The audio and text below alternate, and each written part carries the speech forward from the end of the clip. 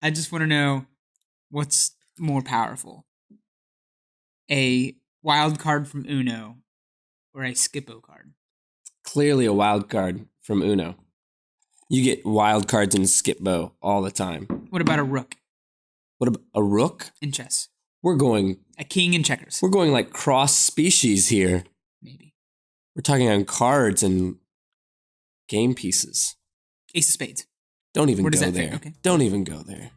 What if it's the jack of Trump in euchre? I thought we said we weren't going to get political. All right. Well, welcome everybody to Vivify, where we bring the mundane to life. Who are you? I'm Benjamin McLean. And I'm Matthew Robinson. And yeah, we got a lot of stuff coming down the pike this week. A lot of good stuff. Yeah. I don't know what the Super Bowl is, but we're celebrating it with a party on February 5th. I think it's because we're going to have large bowl of chips, right? Yeah, and an even larger bowl of dip. Ooh. Wait, cheesy that's not dip. how it works, though. Well, don't you want to have like more dip than you want to have with the chips? We should see if we can get a nacho cheese fountain. I'm not going to fall into that natural joke there. So, about nacho cheese. I'm just going to move on from it. That's February 5th, right? Yes, it is. So you got the Super Bowl party. Today is the last day that you can register for a trip. Oh, yes. A very special trip, near and dear to our hearts. The trip down to Monterrey, Mexico. You always say it like that. If you'd like to go to Monterrey, Mexico, I've been. It's how the people in Monterrey, you Mexico haven't say you it. haven't been. You are Ben. Ben's Ben. That's metaphysical, man. Today's the last day, so if you want to sign up, you got to talk to him ASAP, like right away, because we have a great group going, lots of really great people going, and it's going to be an incredible trip. I'm excited to start planning. A fiesta. There you go. And we're not talking about the Ford vehicle. We're talking about the party. We might take a Ford Fiesta. If we take a Ford Fiesta, I will back out of the trip. I will not be going. So we've also got Kick It at the Crossing. That's tomorrow night, 7 to 9, tabletop games. And then we got something on Saturday. We're going to be playing Skippo. And we're going to find out once and for all what is more powerful, the Uno wild card or the Skippo. Yeah. And that's obvious. I already answered that. And It's the rook. The wild card that's draw 4 is clearly more powerful. Like a normal wild card, that is not my final form. But wild draw 4, that... A well-timed Skippo card can get you to draw 5 cards. Okay. I'm moving on again. There's a food pack on Saturday. We're sending 40,000 meals down to Haiti to do Hurricane Matthew relief. And so it's still not too late. You can just show up at Nagel Saturday morning. It's 9 to noon. Is that because you feel guilty sharing a name with the hurricane? I think there is some guilt. Okay. So it really felt bad every time I saw it in the news. I think if we talk about it a few more times, I'll work my way through it. Okay. So, hey, today we actually went back and watched a video that came out in 2013 on Dove's YouTube channel called Real Beauty. We're frequent subscribers to the Dove YouTube channel. I use Dove soap, and I feel real beautiful after I use Dove soap. I use Old Spice. Is that a subsidiary? This became like a commercial all of a sudden, and I didn't intend for it to become a commercial. We're going to get cease and desist from Old Spice and Dove. Or we're going to get paid. Some royalties. There we go. 2 possibilities. Neither are likely to occur. But we rewatched this video, and in this video, they did something really, really compelling. They brought these ladies in, and they had them describe themselves to a criminal sketch artist, not because they were a criminal. Oh, because that'd be weird too. Like, let me describe myself so that you can catch me later. But they were describing themselves, and they did a police sketch. And then they left, and the artist started completely over, and they had their friends and even like strangers that had seen them and talked with them describe these same ladies to the sketch artist. And the results were extraordinary. Yeah, like, I don't know. How did you expect the video to go?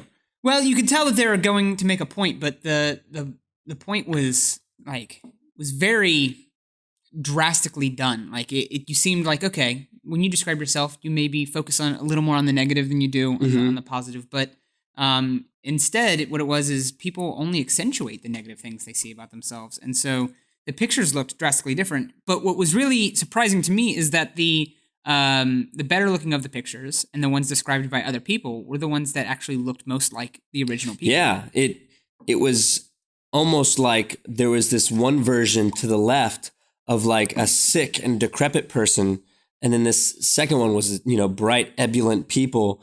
And it surprised me, the emotion, like the reality of it was just how emotional they got seeing how they had described themselves and seeing how their friends had described them. Like it is like so easy to believe the worst about yourself. I don't know if this was the case for you. I hated my ears like growing up. Like when I was in school. What ears? I had massive ears. In fact, I still make like self-coping jokes about my ears because I feel like I have big ears, and people will be like, what are you talking about? And I'll be like, oh, like, no, like my massive ears. Because I would get made fun of in school, like elementary and junior high, and even some in high school. You hear like the satellite jokes. Oh, satellite. And I would like preempt them. Like I would see somebody looking at my ears and I would say, yeah, it's dangerous for me to walk down the streets because I've started tornadoes before. Like I would jumpstart it because I wanted to, if I could get somebody to laugh about my ears. Maybe you could laugh too. That's just harsh, man. That's really hard. Did you have when you looked in the mirror growing up, did you have a feature that like if you were doing the sketch artist video, you would be describing in like a negative way? The mirror. I was such a scrawny kid. I was like, I don't know. I'm always been so short. And it doesn't help that I have like a September birthday, which is like the year cutoff for like when you start school. So you felt like you were smaller than everybody. I started a year early. So like I was just now turning 5 when I went into my first grade of school. And so like, yeah, everyone was like about a year ahead of me. And then I was also just a scrawny person anyway.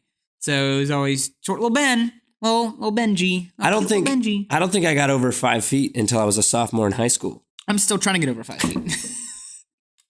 Which is... Yeah. I only have 2 now. You've done a great job in the midst of that. What about like we focused on outward appearance, but like I think we also tend to like believe the worst about ourselves inwardly too. Oh yeah. What was something for you that like inwardly you detested about yourself, or you like believed a lie that everybody hated about you? I'm an energetic person, and I'm excitable. I get excited over things easy. And so I don't even try to contain it, right? So being an optimist, hyperactive, and easily excitable, I'm basically like a puppy, a human puppy. That's so funny because I was about to say, like, when I think about your personality, you are like that fun-loving puppy that is just always ready to play. Exactly. And some people, I didn't have a filter for like when to turn off they're like, hey, this is awesome. Ah! So I was annoying. Yeah.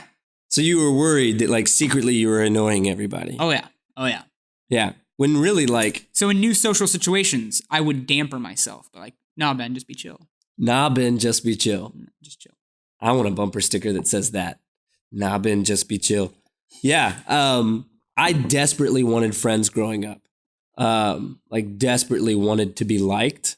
You know, that desire, like approval, where you almost want to like come out and ask somebody like, hey, are you really my friend? Like, do you like me?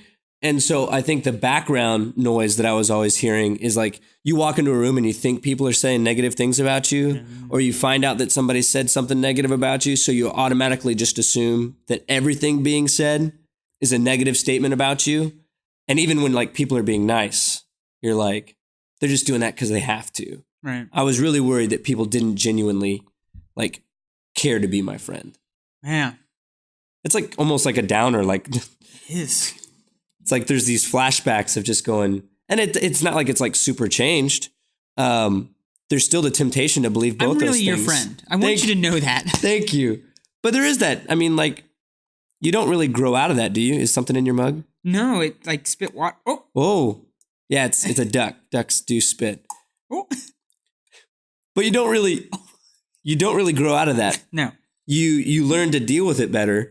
But there's always that temptation to believe it. Why do you feel like it's so easy I mean, it's so dangerous too, but why do you feel like it's so easy and so dangerous, like to believe the worst things about yourself or to believe the things that you've heard or you think are being said? Because it'll change the way that you act.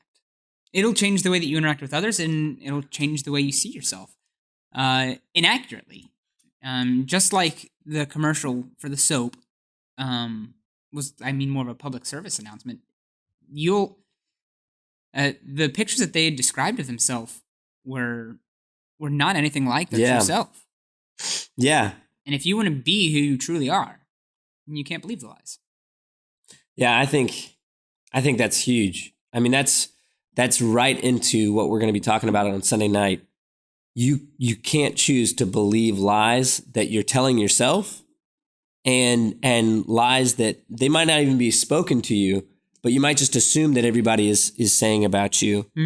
We have got to get back to the point where we realize that every single one of us, like all of us as individuals, are beautifully and wonderfully made. Made, like, yeah, and that's the key word, like made. Like we have a maker. Because I think if you start looking at it from that standpoint, that like we were made, not only does that intend that like we're someone's craftsmanship, but I think it also implies that there's purpose in our lives. Yeah. And I think if we choose to believe lies, there's no way we're going to do that. And like you'll have to, we'll link to the video so that you can watch this true beauty, real beauty video. Yeah. These ladies, you could see how like downtrodden they were as they described themselves. But then as they saw how others described them, they stood up straighter. I mean, there was this sense of pride. When we realize we've been made with a purpose, we stand straighter. We have a higher value for ourselves. You'll have to come Sunday night and hear us talk about it more. For sure. Because, I mean, it's huge.